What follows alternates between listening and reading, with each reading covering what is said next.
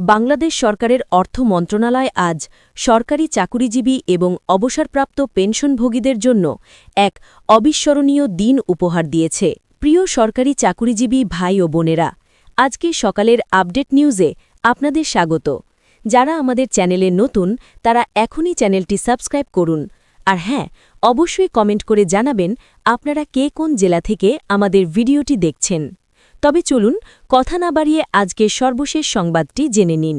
দেশের প্রশাসনিক ইতিহাসে এটি সম্ভবত অন্যতম একটি বড় ঘোষণা, যেখানে সকল ধরনের সরকারি ভাতার ওপর ৯০% প্রবৃদ্ধি এবং পেনশনের ক্ষেত্রে সরাসরি ১০০% বা দ্বিগুণ বৃদ্ধির সিদ্ধান্ত গ্রহণ করা হয়েছে।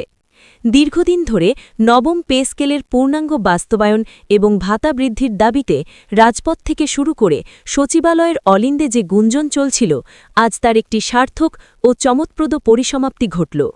আজ সকালে সচিবালয়ে আয়োজিত এক জরুরি সংবাদ সম্মেলনের পর অর্থ মন্ত্রণালয়ের ওয়েবসাইটে এই সংক্রান্ত বিস্তারিত প্রজ্ঞাপনটি প্রকাশ করা হয়, যা মুহূর্তের মধ্যেই সারা দেশের টক অফ দ্য কান্ট্রি বা আলোচনার প্রধান বিষয়ে পরিণত হয়েছে। প্রজ্ঞাপনে স্পষ্টভাবে উল্লেখ করা হয়েছে যে বর্তমান বৈশ্বিক অর্থনৈতিক মন্দা এবং স্থানীয় বাজারে নিত্য প্রয়োজনীয় পণ্যের অস্বাভাবিক মূল্যবৃদ্ধির প্রেক্ষাপটে সরকারি কর্মকর্তা ও কর্মচারীদের জীবনযাত্রার মান সুসংহত রাখতে এই পদক্ষেপ নেওয়া হয়েছে।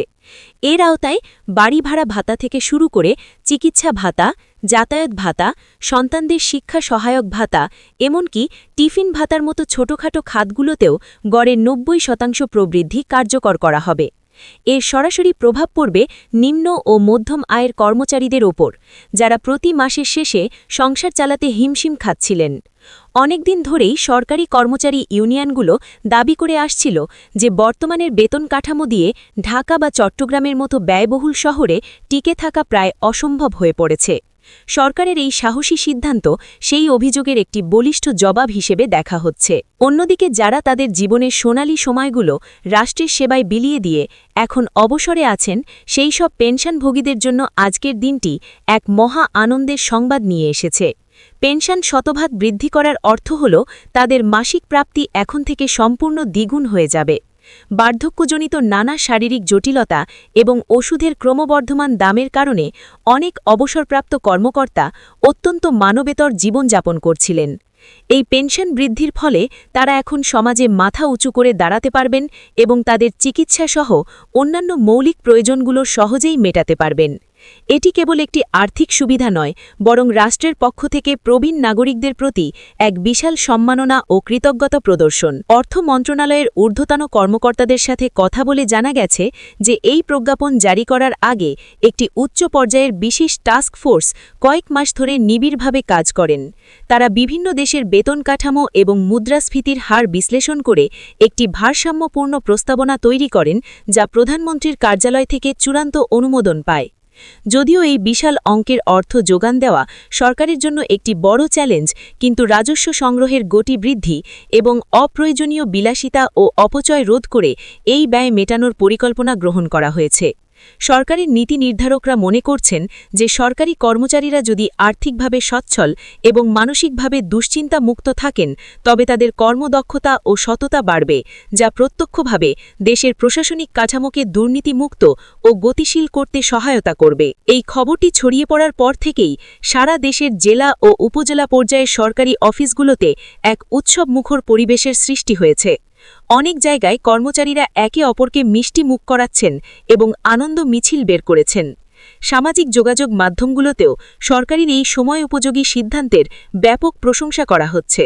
তবে সাধারণ জনগণের একটি অংশের মনে কিছুটা শঙ্কাও উকি দিচ্ছে যে এই বিপুল পরিমাণ অর্থ বাজারে আসার ফলে পণ্যের দাম আবার নতুন করে বাড়বে কিনা। এই বিষয়ে অর্থনীতিবিদরা বলছেন যে সরকার যদি বাজার মনিটরিং ব্যবস্থা জোরদার করে, তবে মুদ্রাস্ফীতির চাপ নিয়ন্ত্রণ করা সম্ভব হবে। তারা আরও মনে করেন যে চাকুরিজীবীদের ক্রয় ক্ষমতা বাড়লে অভ্যন্তরীণ বাজারে পণ্যের চাহিদা তৈরি হবে, যা পরোক্ষভাবে দেশের উৎপাদন ও ব্যবসা বাণিজ্যকে চাঙ্গা করবে। দীর্ঘ প্রতীক্ষার পর নবম পে স্কেলের এই আংশিক কিন্তু অত্যন্ত গুরুত্বপূর্ণ অংশটির বাস্তবায়ন সরকারি প্রশাসনের সকল স্তরে এক নতুন প্রাণের সঞ্চার করেছে। এটি কেবল বেতন বা ভাতার বৃদ্ধি নয়, বরং এটি সরকারি কর্মচারীদের দীর্ঘদিনের বঞ্চনার অবসান এবং তাদের ত্যাগের স্বীকৃতি। আগামী মাসের শুরু থেকেই এই বর্ধিত সুবিধাগুলো ব্যাংক অ্যাকাউন্টে জমা হতে শুরু করবে বলে জানা গেছে। সচিবালয় থেকে শুরু করে ইউনিয়ন পরিষদের সাধারণ কর্মচারী পর্যন্ত আজ সকলের মুখে হাসি ফুটেছে এবং তারা নতুন উদ্যমে কাজ করার শপথ নিচ্ছেন।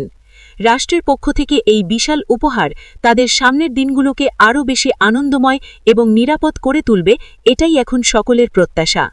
ভিডিওটি খুবই জরুরি, তাই দয়া করে সবার সাথে ভিডিওটি শেয়ার করতে ভুলবেন না। আর নতুন ভিডিও আপডেট পেতে এখনই চ্যানেলটি সাবস্ক্রাইব করুন।